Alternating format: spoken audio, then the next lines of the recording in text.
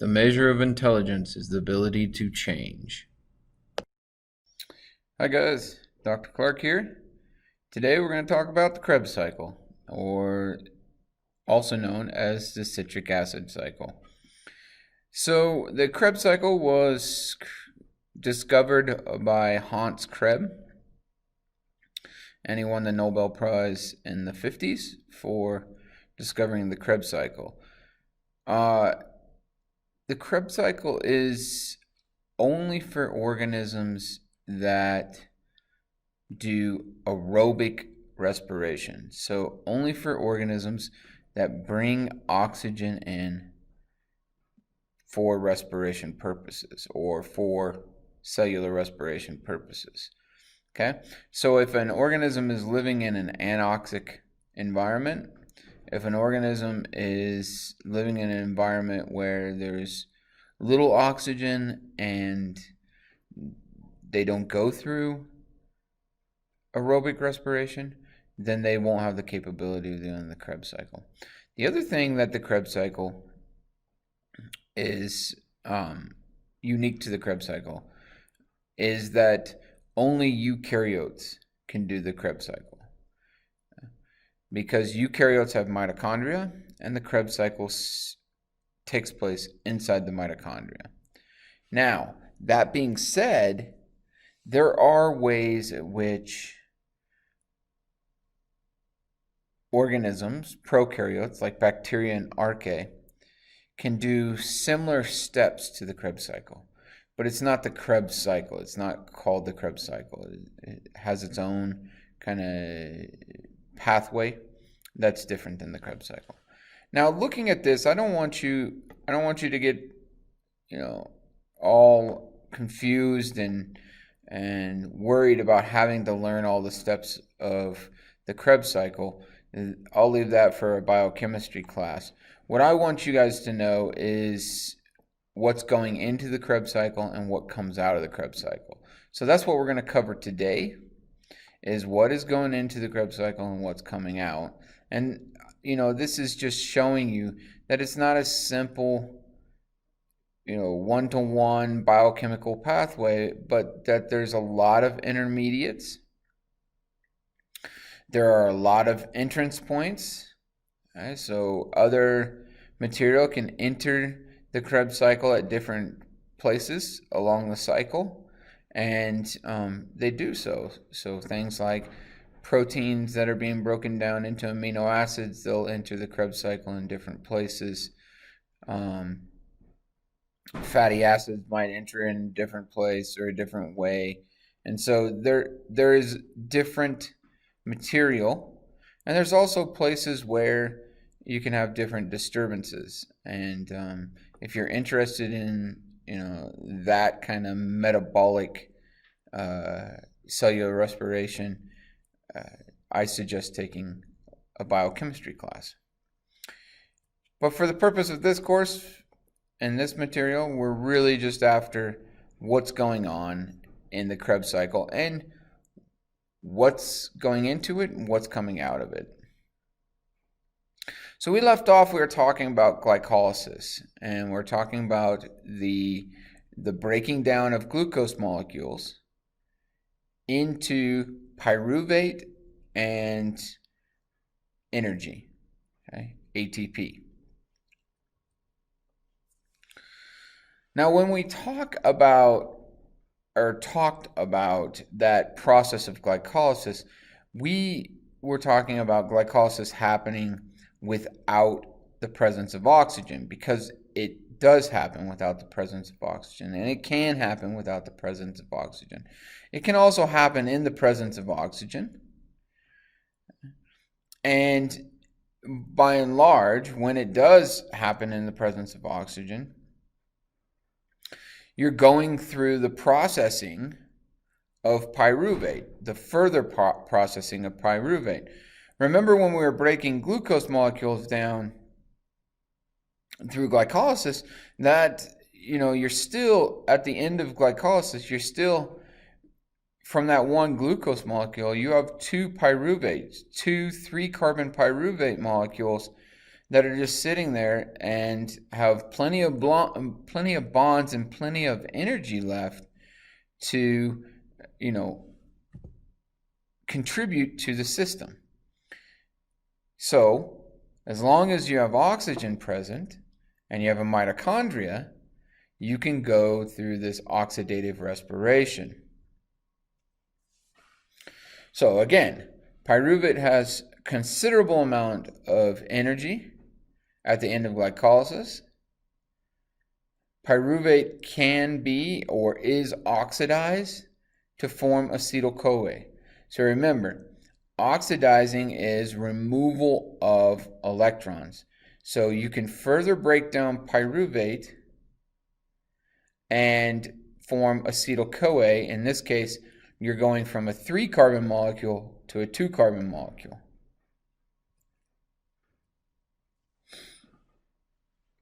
All right, so when we're breaking pyruvate down or further processing pyruvate, oxidizing it, one of the 3 carbons is cleaved off. So again, now we have a 2-carbon molecule. In the process of removing that 1-carbon molecule, you have protons and electrons that are free now. This happens in a special enzyme. Remember, I said before that if it ends in ASE, it normally suggests that that is an enzyme. In this case, the enzyme is called pyruvate dehydrogenase. And its job is to cleave or break off one of the carbons from the pyruvate molecule to form acetyl-CoA. So that carbon leaves as carbon dioxide. Again, we're going to look at these different pieces and you're going to see carbon dioxide being removed from the system fairly often. We breathe in oxygen, we exhale carbon dioxide.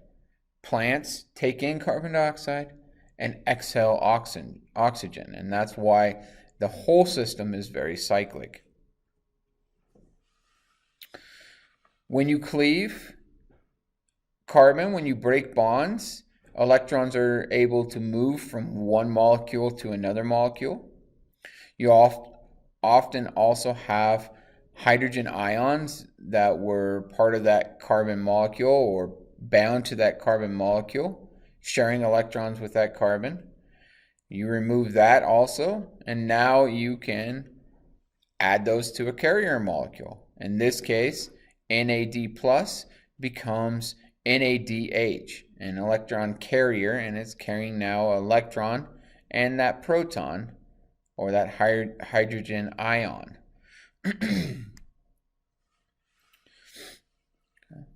So then you're stuck with 2 carbons from the original pyruvate, and that can join a coenzyme called CoA, or that we call CoA or coenzyme A.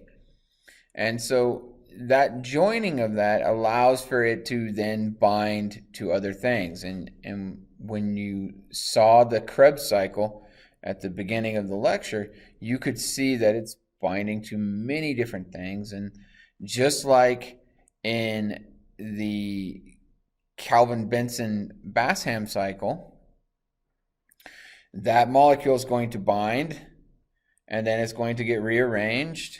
The carbons are, and then you might cleave off some things and it's going to get rearranged and cleave off some more things, rearranged. And it's just going through the cycle. The same thing's going on inside the citric acid cycle.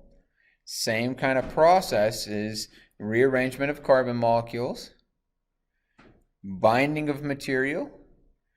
Sometimes you're going to get phosphorylation, so sometimes you're going to get ATP that needs to be burnt.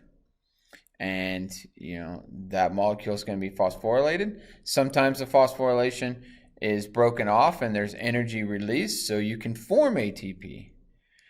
Sometimes you're going to break it and electrons are going to be freed, protons are going to be freed, so you can start combining and forming electron carriers like NAD plus becoming NADH or FAD plus becoming ADH2.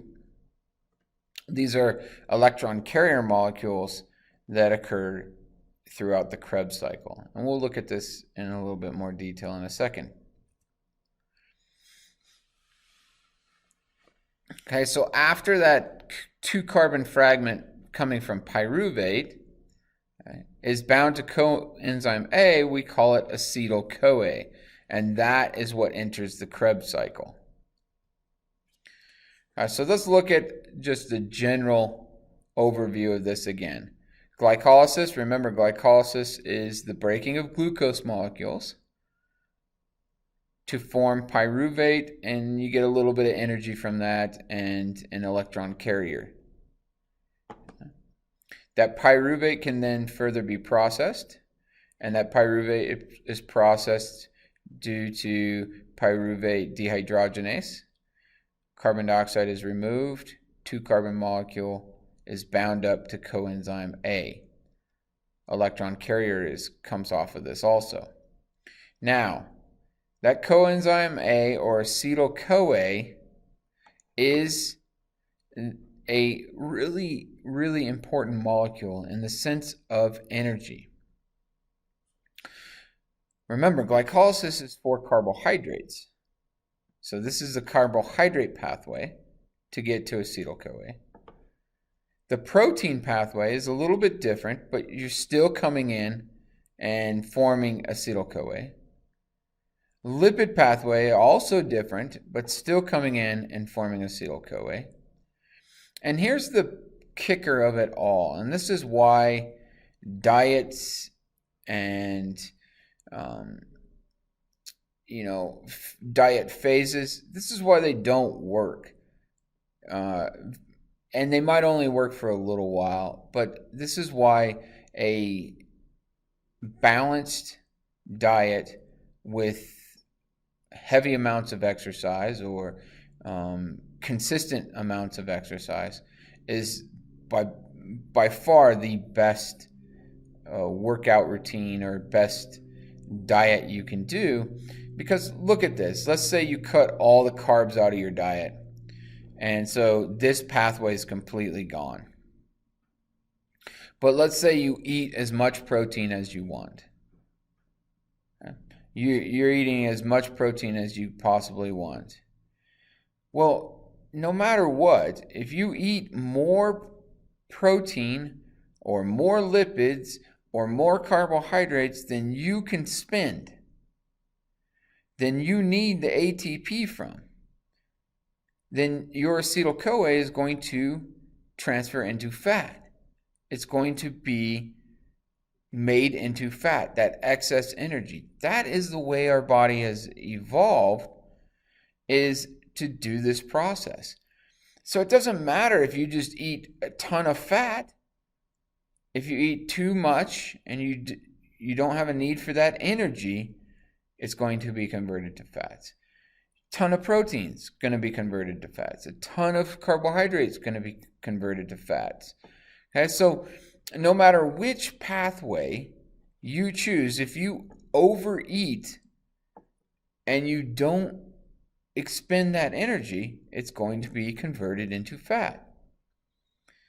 So that's why, most nutritionists will tell you to just have a balanced diet and make sure that you're expending more energy. If you want to lose weight, you're expending more energy than you're taking in. It's that simple. Expend more energy than you're consuming. And then your fat storage will be converted back into acetyl-CoA going the opposite direction, okay? And then into ATP. And you'll lose weight and become more fit and more healthy typically. All right, so the fate of acetyl-CoA really depends on what's available from an ATP standpoint. Is there a lot of ATP in the cell? If there is, then acetyl-CoA is going to become fat. Is there a need for ATP in the cell?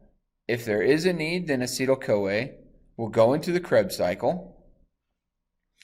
and be converted into ATP eventually. Okay, we'll look at the steps to that. Okay, so again, if there's insufficient ATP, then acetyl-CoA heads to the Krebs cycle. If there's plenty of ATP, then acetyl-CoA is diverted to fat synthesis for energy storage. This is how we evolved.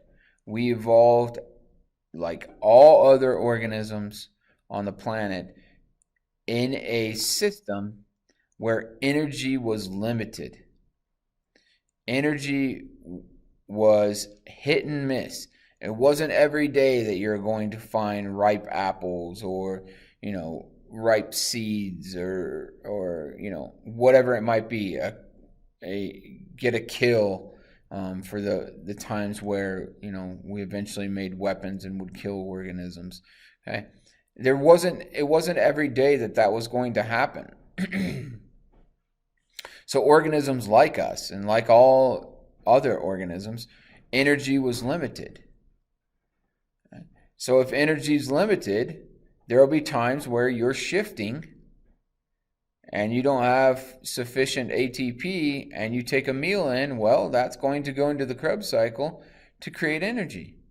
And then there are times where the meals are plentiful. The ATP is not needed because you've been consuming a massive amount of energy, so that energy can go into storage for later access. So fat storage is an excellent evolutionary adaptation for times where energy is limited, times where you can't find your next meal. It is a horrible adaptation for times where, or societies like developed countries, where energy is not limited, where finding 2,000 calories is extremely easy every single day. And by and large, most people are consuming far more than the 2,000 calories needed because the energy is not limited in that system.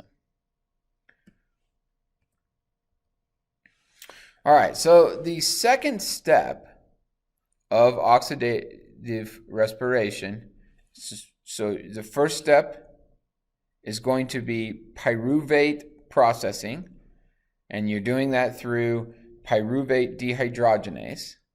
So you're taking that pyruvate, cleaving off a carbon, that forms carbon dioxide, taking the 2 carbon molecule that's left, binding that to coenzyme A to form acetyl-CoA.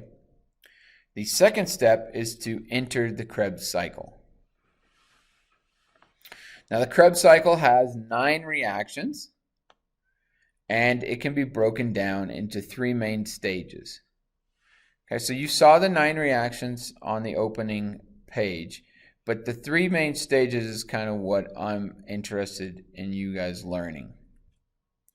And that is acetyl-CoA is going to enter the cycle, and it's going to bind to a 4 carbon molecule to form a 6 carbon molecule. Now this step should, for some of you who are putting the 2 processes together, the photosynthesis process and the cellular respiration process, this should start to sound a little bit familiar, or at least some of the components are very similar. Okay, so remember when we were talking about the Calvin-Benson-Bassham cycle, that 1 carbon was binding to a 5 carbon molecule to form a 6 carbon molecule. Well, in this case, you have a 2 carbon molecule binding to a 4 carbon molecule to form a 6 carbon molecule. Okay, the second step is to remove the carbons from the 6 carbon molecule. That's going to leave the system as carbon dioxide. And when you break those bonds, you have electrons that can be transferred. The electrons will be donated or transferred to NAD+. and a little bit of ATP is produced, right? Because you have some of that free energy left. That energy can help with the phosphorylation of ADP to form ATP.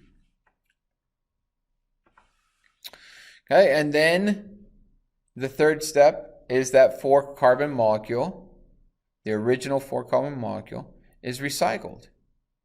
And by, changing bonds, changing, what's bonded to what, rearranging those carbons, more electrons can be extracted from the process, and it can be added to other electron carriers or to form more electron carriers.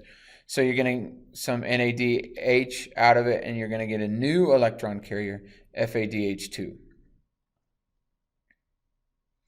Okay, so let's look at that overview of that Krebs cycle. Acetyl-CoA is coming in.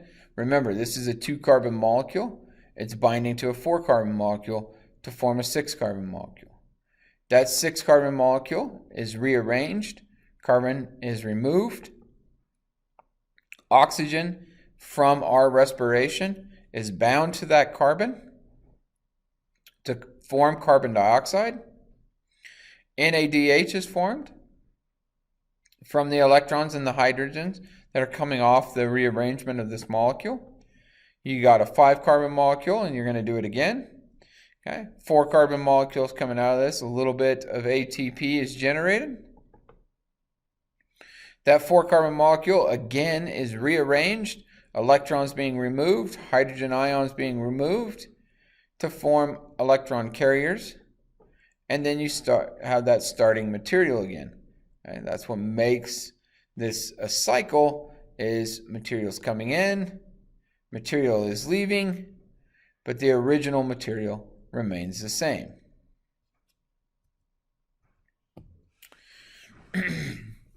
So, back to that glucose molecule.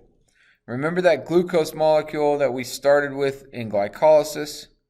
Okay, that molecule comes in. Through glycolysis, we break it down into pyruvate. Okay, then we take that pyruvate, break it down in pyruvate processing or pyruvate dehydrogenase to form acetyl-CoA. Acetyl-CoA is then broken down, and when the acetyl-CoA is completely broken down, that glucose molecule is gone. Right? It's completely consumed. So the energy from the original molecule is now bound up into different forms. Some of that energy is bound up into ATP. Some of that energy is bound up to electron carriers, like NADH and FADH2. So one molecule of glucose through the process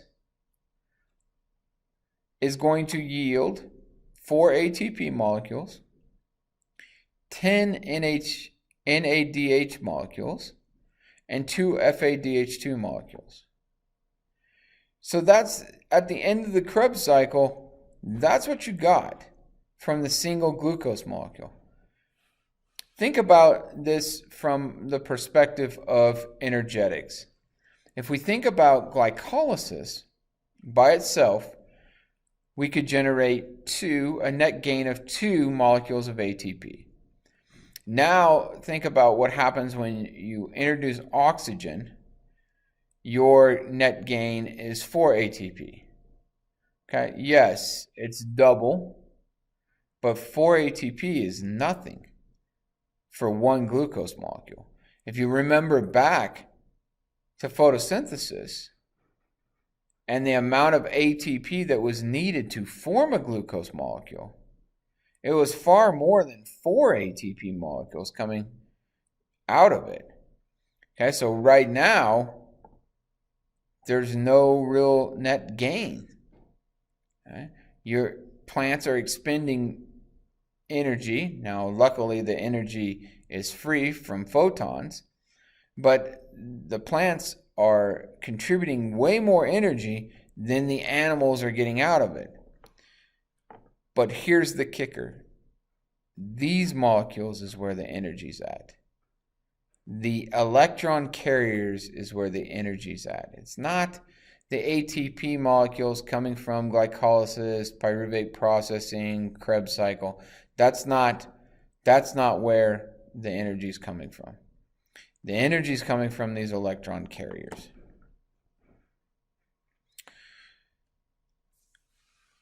So you have these electron carriers that are carrying electrons, but they're also carrying protons.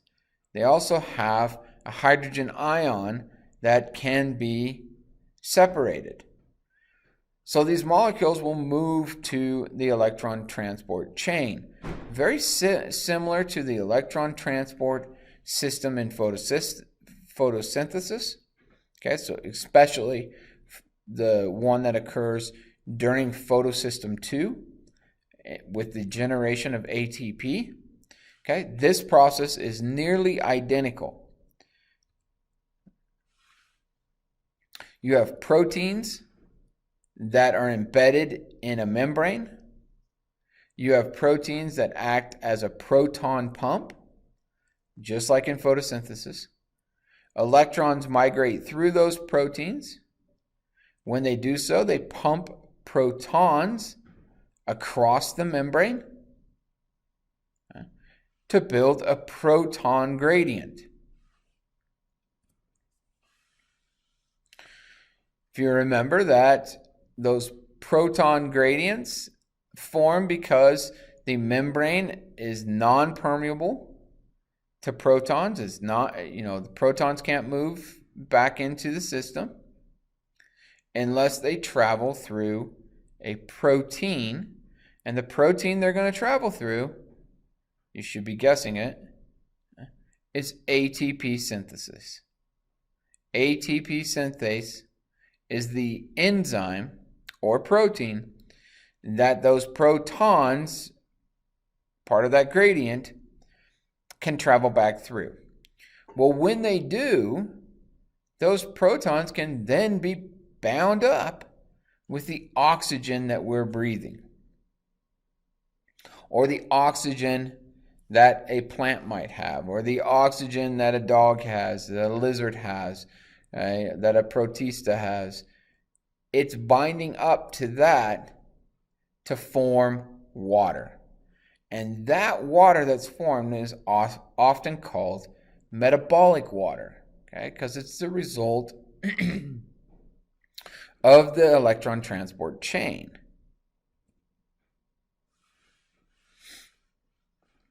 Okay?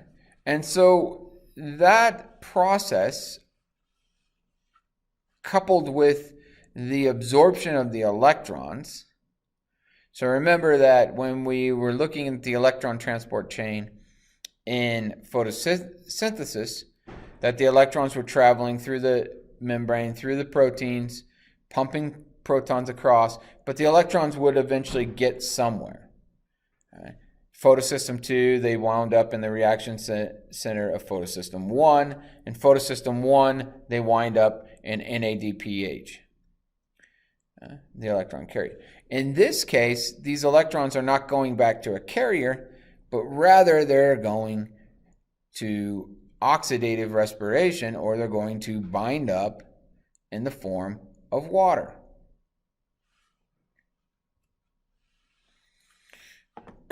So let's look at this. NADH comes in again. Remember, this is carrying an electron and can donate a proton, that hydrogen ion. That electron is removed. The hydrogen ion moves across the membrane. The electron can be carried to another protein along with another entrance of another electron carrier, FADH2. Electrons, get transferred, carried, protons get pumped across.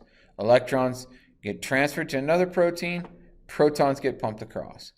Now, those protons can also re-enter the system and do so you can get the formation of water. We have oxygen in the system, that's why we breathe, okay? But you also have protons that are coming back into the system. It's not shown here, but you could put ATP synthase right here in the membrane, and those protons are going back in to bind up with oxygen and these electrons that are coming through the system to form metabolic water. Okay, so chemiosmosis is part of this electron transport system or electron transport chain. That chemiosmosis, we talked about it before. It's that binding of material using the osmosis process, using a high gradient of protons being pushed back across the membrane to reach a equilibrium on each side of the membrane, or as close to equilibrium as possible.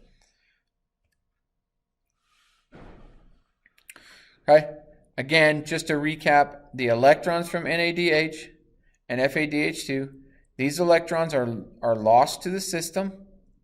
Okay, they're removed, donated to the system. As they travel through the membrane and get moved from carrier molecule to protein to carrier molecule to protein, protons are being pumped across the membrane. Okay, so it's driving that proton pump, and you're getting a concentration of protons in the intermembrane space, okay, on the other side of the membrane. And then, just to reiterate, those protons need to get back across or through the process of osmosis. They are trying to get back across to reach equilibrium, and they do so through the protein ATP synthase. Okay? That drives the production of ATP by chemiosmosis. Okay? Very, very, very similar to the process that's going on in photosynthesis. You should be thinking about this and saying, well, man, it's kind of neat that the two processes are nearly identical to each other. Probably because they evolved from the same system. So let's look. Here's an overview of the entire system, the overview of the whole thing. Remember that glycolysis happens outside of the membrane. Okay? It happens in the cytoplasm. Okay? So glycolysis is occurring, and pyruvate comes out of that deal. Okay? At the end of glycolysis, you have two molecules of pyruvate. That pyruvate that's in the cytoplasm can then enter the mitochondria, okay, through a specialized protein channel. It enters the mitochondria, and then that pyruvate gets processed inside the mitochondria through pyruvate dehydrogenase, okay, interactions with that enzyme. It gets processed. NADH comes from that. Acetyl-CoA comes from that. Then the Krebs cycle. NADH comes out of that. FADH2 comes out of that. A little bit of ATP. Again, just two molecules of ATP coming out of the Krebs cycle. But these electron carriers are going in to the electron transport system or electron transport chain and are donating the electrons to that chain. Protons are being pumped across the membrane. They need to re-enter. They're re-entering at the ATP synthase point. Okay? The electrons are picked up by oxygen and hydrogen to form metabolic water. And look at that. 34 ATP out of one glucose molecule. So it's not the Krebs cycle. It's not glycolysis. It's not pyruvate processing. Okay. All of those are intermediate steps to create or to generate electron carriers. And it's those electron carriers that drive the formation of ATP through a hydrogen ion gradient. Okay?